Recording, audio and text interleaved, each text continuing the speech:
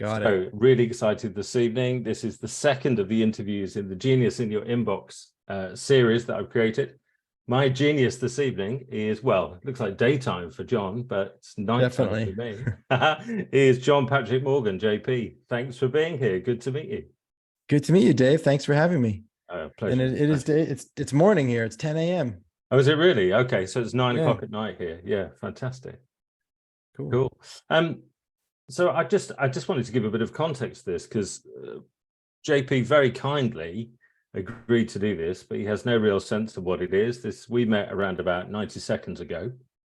Probably the only thing he knows, like many people, is I sat on his live sort of monthly show a couple of weeks ago. Show, is that the right word? Webinars, monthly talk, whatever we call it. So where he riffed beautifully, I thought. And at the end of that, I thought I'm going to go to the 2-day event, which is in London in it's not long, is it? A few weeks' time. I know, 6 weeks about, yeah, exactly. And so that's how all of this started. And I tell you what it was that struck me, John. It wasn't even so much what you were saying, it was where you were coming from. And that's what really hit me. Like I loved the content, don't get me wrong, and I can't wait to hear more of it. That's really, really cool. But there is something about, whether it's music, whether it's art, whether it's literature, whatever it is, whether it's somebody speaking, there's something that happens when people connect to that place that's impossible to describe inside, and they start talking from there. I heard your genius, and I thought, right, if I can get that guy on my Genius in Your Inbox talk, then I'm going to get him, and I want him to talk to everyone about how he's seeing creating and what he sees as being possible for us when you talk from that place. So that's my gambit. Awesome, man. Thanks for seeing that, for feeling that, for acknowledging me for that, and for asking me to do more of that. Just to speak directly to that, that's the thing that I've always concerned myself most with. And it's kind of my product offering in a kind of metaphorical sense, literal and metaphorical. Like that is what we sell at Creating. We sell a growth in your ability to create everything from love. And that's what it looks like. Yeah. Right. It looks from action, which speaking would be a subset of, from your truth, from love, moment by moment, and trusting that by expressing action in that way, in the form of speaking or whatever it is, whether it's, it's the same thing if you're an artist, to paint in that same way, from that same place, with that same trust in where this will go, where the conversation will go, where the canvas will end up. That's what creates the most beautiful art. And at Creating, one of our core values is beauty. We're not making paintings, but we take the concept beauty and we apply it to a person's life or the world or relationships or, your material success. What's beautiful for you?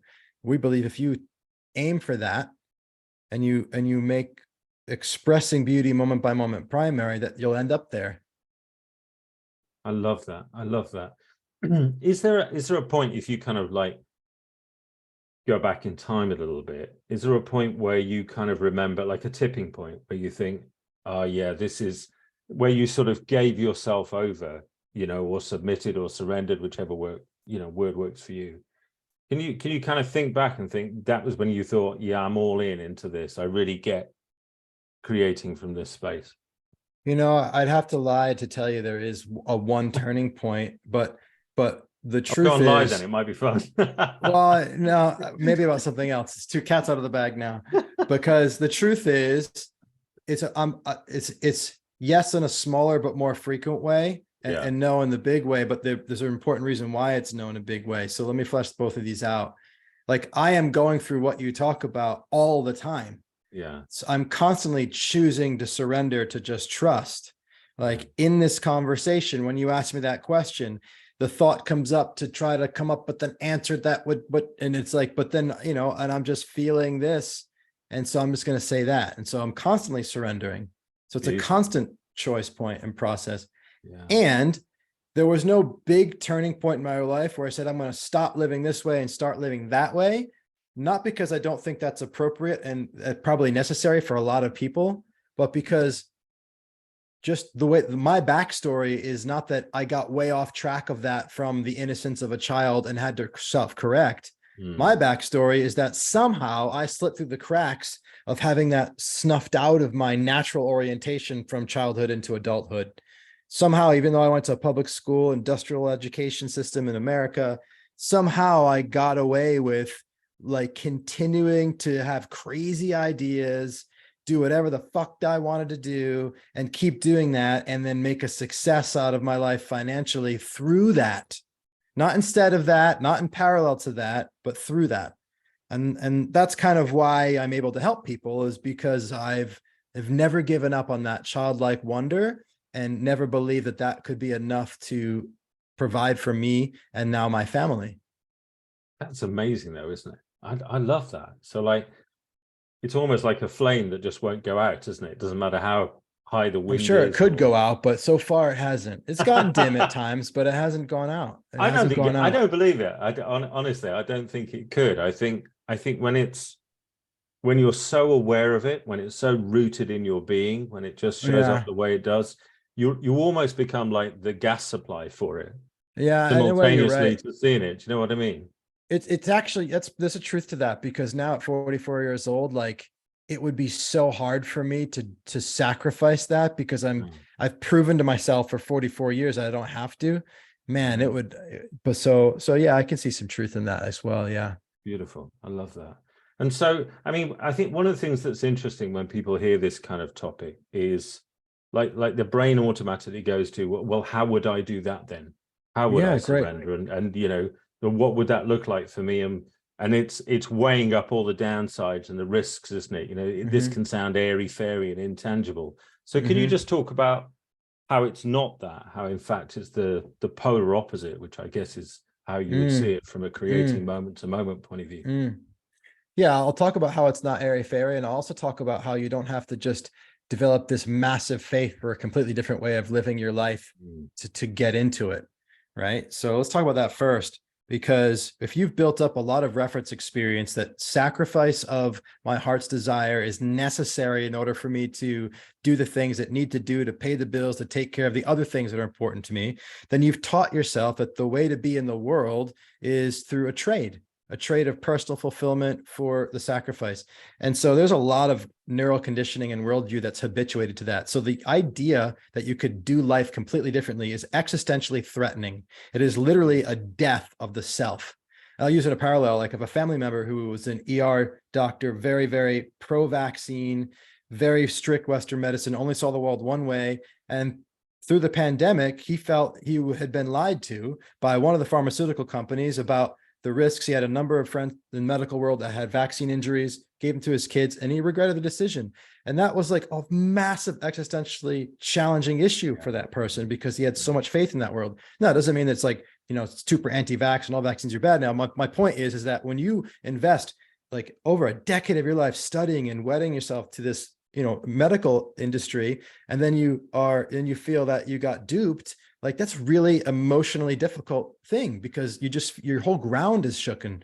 And so it's the same kind of thing when you live you go to school, you get good grades, you go to a great university, you get a great job, you make great money, you do tick all the boxes, you do all the things.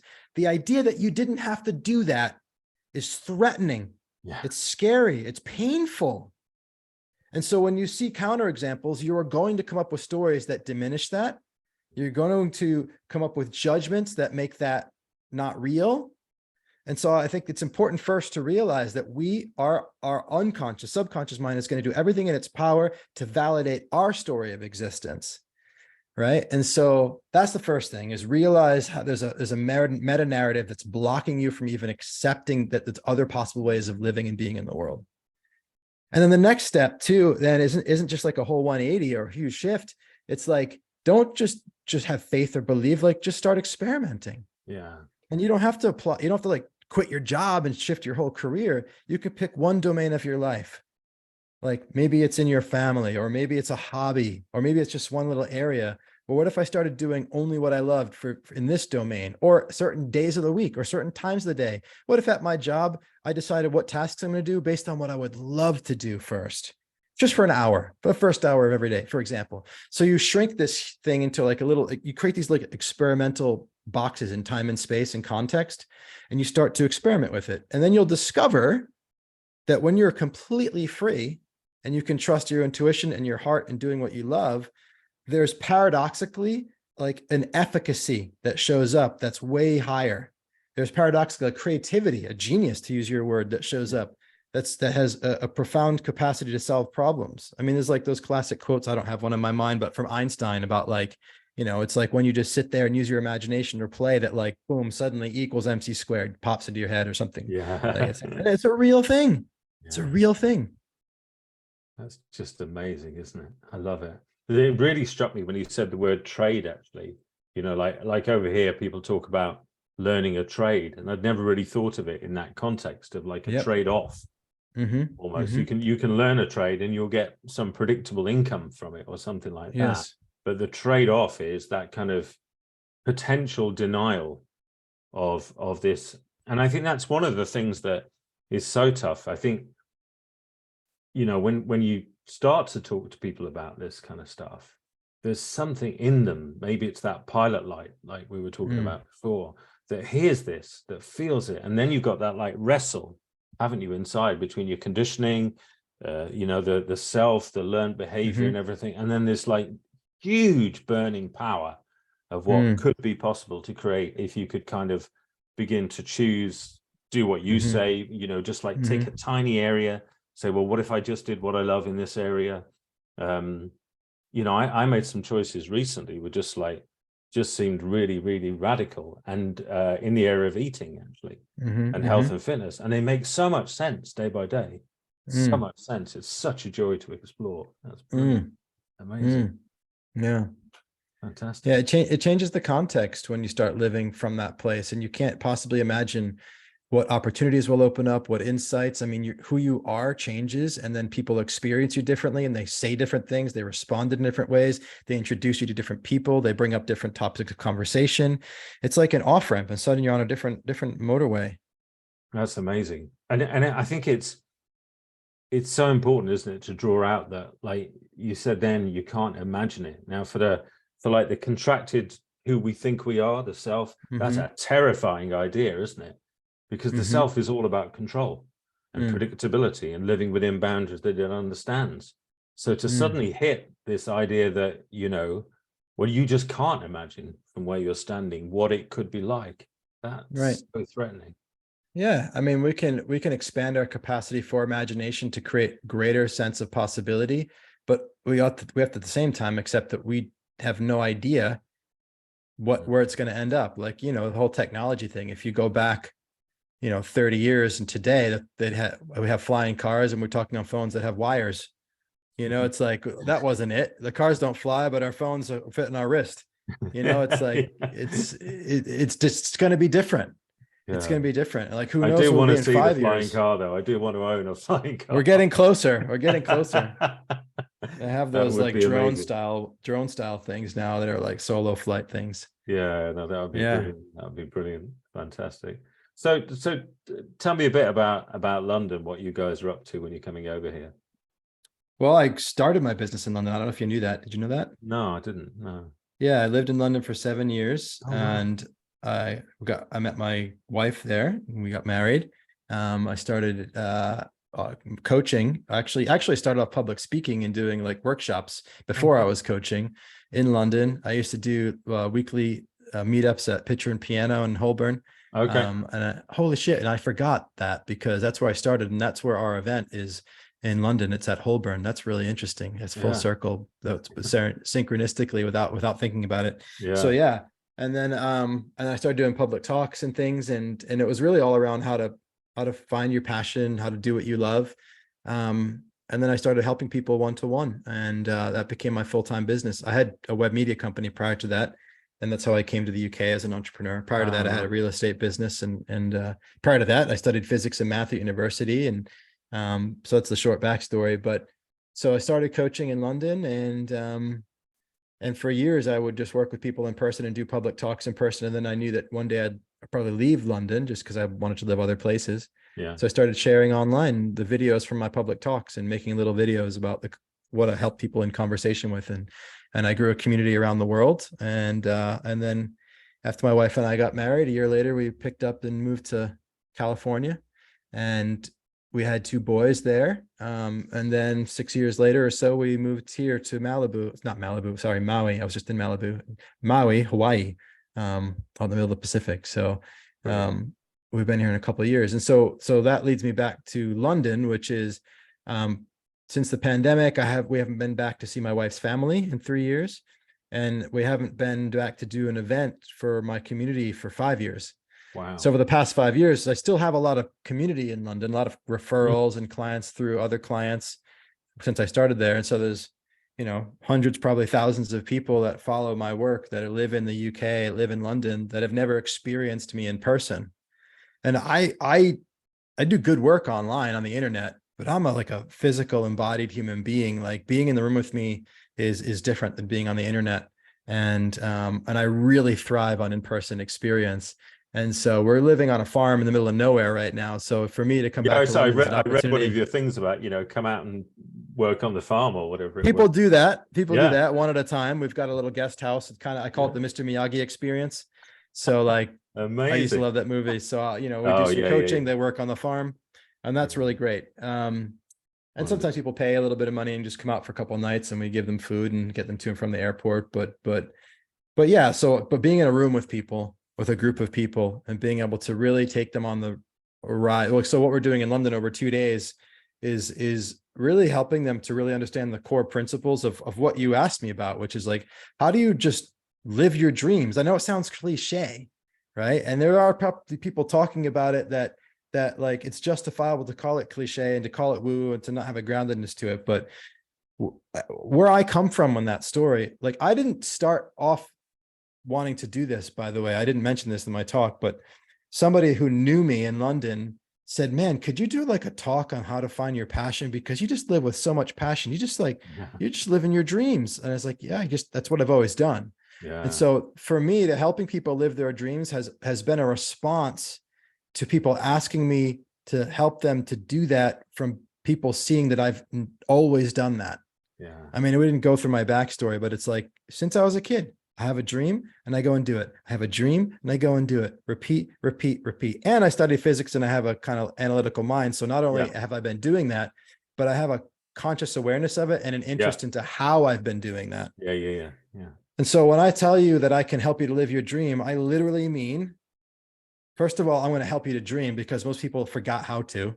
They might like daydream for a second and snap back to reality. So helping you to actually dream is the first step. We'll be doing that in London. People don't realize how much their capacity to imagine and daydream is hobbled and atrophied. So really dream takes tolerating, discomfort because of all the conditioning that's built up. So teaching people to do that again, get into contact with their actual power to create in a really grandiose way, let's say. And then what are the inner principles? That's what I'm really interested in, and how a person can be in action in a way that manifests those dreams. I mean, you got to take action, but the biggest obstacle is ourself. So how do I get out of my own way so I can actually dream, so I can even know what the heck I'd want to create if I did believe that I could create my dreams? What's my secret dream? What's the dream that I had that I've given up on? If money were no object, what would I do? Ideas like that we'll be exploring. And then once that's there, and so a person can see it and speak it to another person, then they're going to feel like, oh shit, really uncomfortable. So it's like uncomfortable number 2, because all of their fears are going to come back and their challenges. And so we're going to show them how to meet that. And that's what I'm always doing, man. I create a dream, and then it's like, then I dream again. And then it's like, oh, I feel like I'm going to throw up. Okay, cool. Back to work. Not like just push yourself through it. I mean, that means that I'm living in a tormented life, or I'm always like feeling like I'm going to throw up. I don't want that. I want to be free.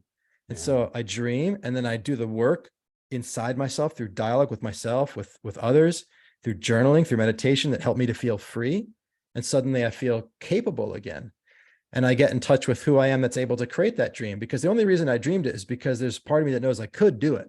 Yeah. So it's being connected to that person. Yeah. And then what are the practices and tools of speaking and meditation that can keep that person alive and well in my present way of being day to day, so that I can express that way of being and actually materialize those dreams.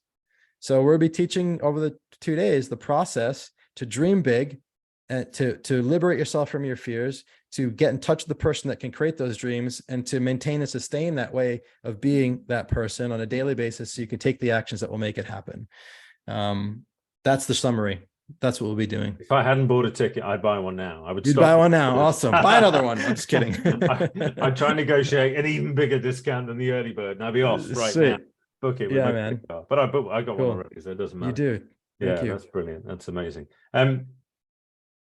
Your experience with Steve Hardison, how instrumental has that been? Your 100 hours. Sure. Really, that's how I got to know you, actually, which is slightly bizarre. This is the root to this. Because I've kind of like, you know, seen you around over the decade or so I've been in the industry and watched bits and bobs. And then somehow I landed on, I think it must have been connected to the Mumbai experience, but I landed on your 100 hours experience. And I was really compelled by that video. And then I started, you know, no coincidence, you started appearing in my LinkedIn feed more and So yeah, just talk a little bit about that, if you would. The power what curiosity do you have about it, having watched, I mean, you watched me talk for an hour about 100 hours with him. So what did it leave you with? What do you remember from it, or what curiosities did it leave you with? I think one of the things that I definitely remember, a lot of it was experience of the time, and I can't remember, if I'm honest, but the thing that struck me was how, in a sense, you said that by the end you realized that you didn't require him anymore. It was like a completion process for you. Not that you wouldn't necessarily go back at some time if that's what made sense to do, but there was a completion about that. So, and that was, because I can see how it's quite easy to get, you know, like coach junkie, isn't it? More and more and more and more. Sure. And you seem to be saying something really quite different and distinct. So maybe you could talk a little bit about that. Yeah, I think that I went in with the conscious understanding that I don't need Steve. I just want to create what I can create by being with him. In fact, I said to him at my first session, thinking it was for him, in hindsight, realizing it was for me, hey, just so you know, I'm not here to have a Steve Hardison trophy for my coaching mantle, you know? And he's like, he just nods and smiles. It's like, in hindsight, that was more for me to convince myself that's the reason that I wasn't there for that reason. Yeah. Right. Which is another way of saying I'm not here because I'm not enough. But I was saying it because I don't think I was as connected to that in an embodied way as I was by the end of the work together. Right. And by the end of the work together, it wasn't that I don't need him anymore because I've like kind of like did all the stuff that this guy can do. It was because there's a lot more that we could do, because Steve's always growing. I mean, he was worth more money by the end than when we started, you know, so everybody gets a deal in that sense, whatever they're investing, because the amount of work he does and grows himself is beyond anything I've ever seen. He's constantly increasing his who he is and his value. The reason I was able to say that is because really, I didn't even believe that I needed to grow in order to be enough. It was like, I'm okay just with all my imperfections, with all the things that could be better. That's okay. And so the biggest gift that I got from working with Steve is really loving myself exactly as I am, where I am, you know, happy to die, you know, because, you know, who knows if it'll ever get better anyway. It's like, just loving what is. You know, Steve and I and a few other clients spent a long weekend with Byron Katie, really immersed in that idea, which was a really special time. It's hard to get in an intimate environment with her because she's got so many thousands and thousands of people that come to her events. That was so special. But Steve lives and breathes that too, you know, but to experience that same idea through him and her at the same time was really cool. So yeah, that's what I meant in that. Like, I didn't need more of Steve because I didn't need more of anything or anybody in order for me to be okay, to feel whole, to feel complete, to be at peace. Do I remember that 24/7? No. But do I have a reference experience through that work with him that I can always return to? Yes.